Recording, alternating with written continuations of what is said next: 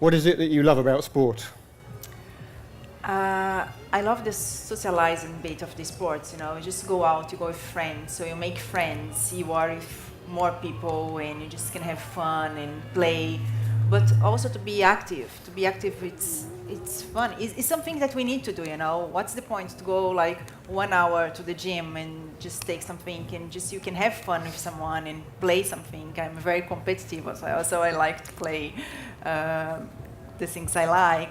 And once you get active, it's kind of like to go to the gym. You exercise and you feel better, and it's everything that we need to do. Everyone needs to do that. So this is the fun about sport that I love. Is we can play, you can have fun, you can socialize, and after everything, you still can feel good and feel nice. Yeah, it's from me. What's your role in London 2012? Yeah, it's always great to come back to the park. In London 2012, I was responsible for the Paralympic tennis event, which was held here in the park. It was in the only Paralympic-specific venue. So in the Paralympic movement, I was called the technical delegate, who was the person responsible for overseeing all aspects of the delivery of that event. So it's always great to come back to this park, and I think Parallel London is one of the great legacies of the Paralympics back in London 2012. There's always this question mark about what legacy is, and has there been one? But I think there has, in many respects. It could be better, but I think this event is a huge legacy coming out of London 2012.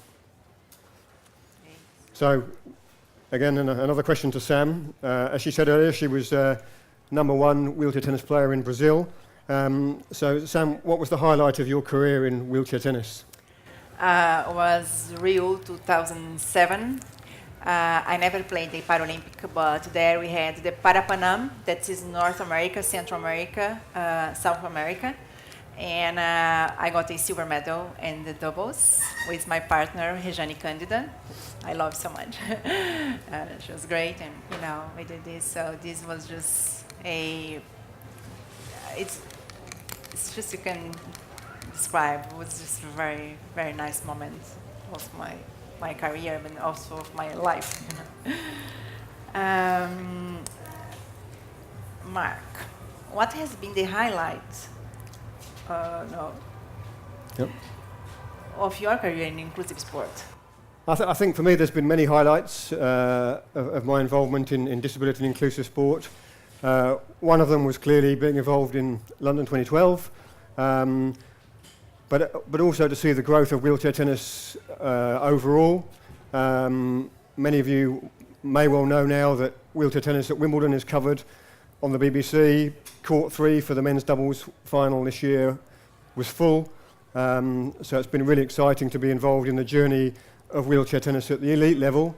But I think some of my real highlights are some of the work that I've been involved in developing countries, where we've taken wheelchair tennis into countries in Africa.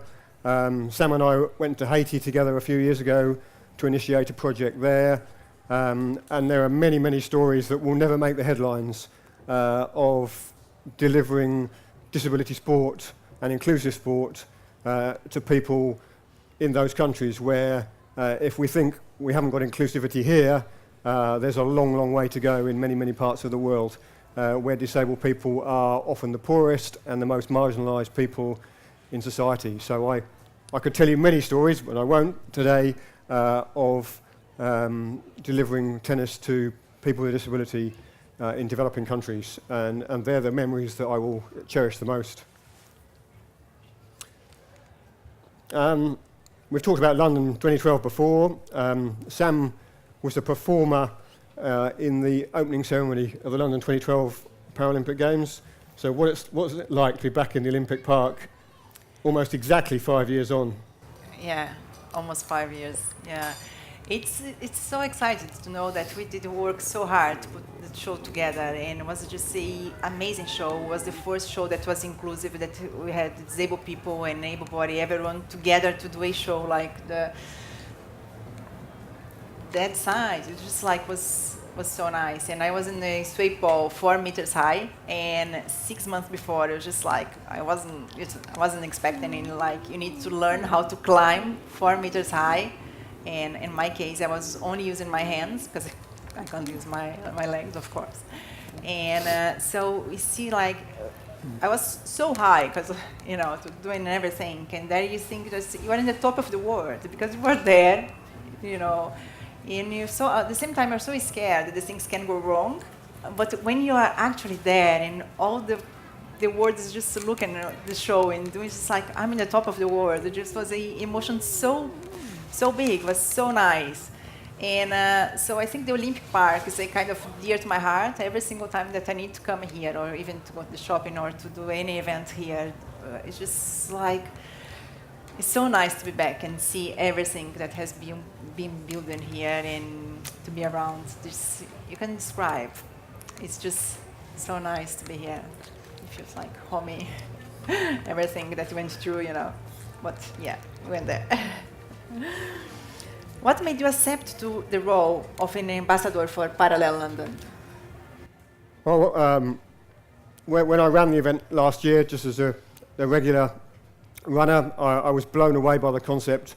My background, as we've already said, is disability sport, but my focus is much more on the inclusive nature of disability sport.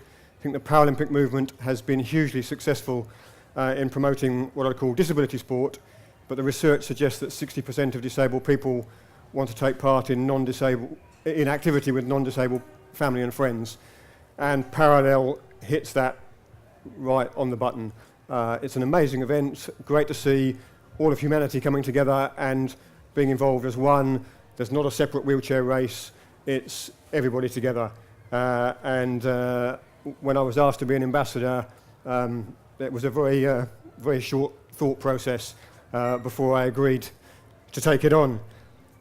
And I think we've got time for one final question to Sam very quickly. Sam, what makes Parallel such a great event? It's inclusive. It's for everyone. We can come here, have a nice time together. You can choose, you can pick your style if you want to do 100 meters, 1K, 5K, 10K, and we can do together. And this is the thing, we need to ask you, like, why not? Why not?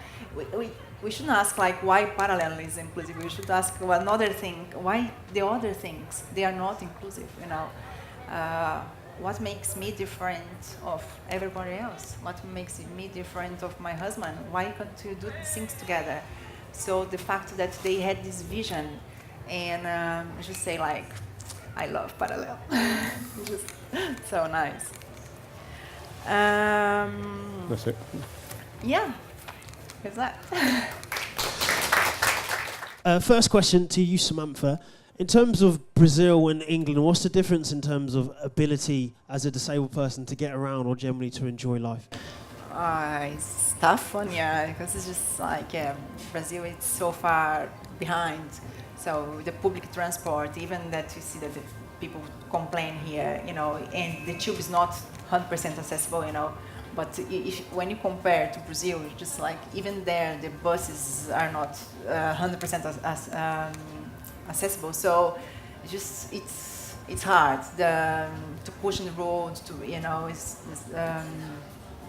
We don't have ramps in every single place, and even that here is not the best sidewalks in the world. If you compare maybe with another places, but you can push and just to go wherever you want. You have the ramp, So it's just like you can't compare. It's two different realities, Means that we in Brazil, we are growing, I'm 25 years in a wheelchair now, and when I started like 20 years ago, when I went to my school, we didn't have any buses there.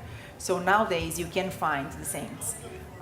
It's getting better and better, but there's still a long way to go, and it's something that England need to improve a lot as well. But yeah, you are much more there than. And before you were in a wheelchair, did you notice the difficulties that disabled people might have faced, or was it you were in your own world like most people are? Yeah. I was 14 years old, so it's a different reality as well. When I was in a very small city, it's just like, I don't think when you're 40, maybe some people they can start to think about, but like, I never thought really about. And when I had my accident, it was like, because I was in a very small city as well, so you can see that my friends and everyone was just, so you can start to be aware of this, and you can see the society start to change around you, like my school, the club I used to go and everything, so they start to be more aware and they start to be welcoming you for the... So there's someone who's dedicated their life for inclusivity and to working with the disabled community. How much did it open your mind in terms of the difficulties and challenges that they face? Yeah, it's a good question. I think, a bit like Sam said, I hadn't really met any disabled people until I was driving this voluntarily disabled students minibus. And one of the stories I often tell is, when I was at school, I was on one side of the road waiting for my school bus, and on the other side of the road was a boy in the village who was going to a special school. And at best, we might have said hello, probably worse, unfortunately. And then my first exposure was really to share an office with a sports development officer for people with disability, who I mentioned earlier, who's actually running for election at the IPC General Assembly this week, a guy called Tim Reddish, a Paralympic swimmer. And I was on a massive learning curve. As I said, I had a line in my job description to say develop tennis for people with disability. I didn't even know what that was. And Tim really took me under his wing. And I think sharing an office with him opened my mind so much that I never looked back. I did leave the bottom drawer of the filing cabinet open on my first week in the office, and he went over it. So that was a lesson, and I didn't do that again. And then what was one of the first things you learned in terms of how you can be a force for good to really help push inclusivity? And what advice would you give for anyone at home who's wondering, what can I do? How can I help make the world more inclusive for everyone? Yeah, I think so my big passion is inclusion, and I think we should be educating all providers in sport, whether it be committees, coaches, administrators, to have an inclusive approach. I often get asked to deliver tennis because I'm seen as a specialist in disability and inclusive tennis, and I'm saying, no, I'm not coming to deliver it for you. I will help enable you to deliver it. So a lot of the work that I'm doing at the moment is working with coaches to give them the confidence, the disability confidence, to deliver an inclusive session. In my mind, every tennis coach or every sports coach in the country should be able to deliver their sport to whoever presents themselves in front of them. And we've got a long way to go. It has improved dramatically, but still a long way to go. And what would you say is one of the biggest barriers for you to just enjoy life together in terms of any sport and activity, or just generally to go places? As someone who's able-bodied and obviously someone who's in a wheelchair. We tend to take a very pragmatic approach. If any of you follow us on social media, you or even the photos that we're running behind us, we pretty much try our hands at everything and try and find a way. We only really get upset if people put attitudinal barriers in the way. Often there'll be times when the environment is not physically accessible, but if people try to help us find a solution, we'll run with it. If they tell us no for other reasons, then we might confront them a little bit more. But by and large, because of Sam's positive attitude to doing everything, you'll see over the coming weeks her doing acro yoga and all sorts of stuff. And we do pretty much everything together, just trying to melt away some of the barriers of what people perceive that Sam can or can't do, or we can or can't do together. And there's pretty much no barriers. So Sam, in terms of someone who's sitting at home and they're feeling like, oh yeah, I'd like to get into sport, but I don't really know how to do it, or don't know the benefits of it, apart from obviously the physical benefits, how can it really start to improve a disabled person's life if they do become more active? it improves a lot, you know. You start to get more energy, and you can just push around. You feel your body. It's good in every single aspect of. And this I don't have the distinction. You know, it's good in every single aspect of every single one. Every single one, disabled or not, needs to socialize. Every single one needs to do sports. Every single one needs to be active. So it's not about disabled people. Sure that maybe because sometimes disabled people are more marginalized, they maybe for them to be more inclusive, even more and more and more, and to go out and to have fun and socialize more. Maybe something that we are just saying, like, go out, make friends, have a nice laugh, have fun, make some activity, just go. We are going to feel the difference. And also in every single aspect of the life, the emotional one, the physical one, it's like in every area.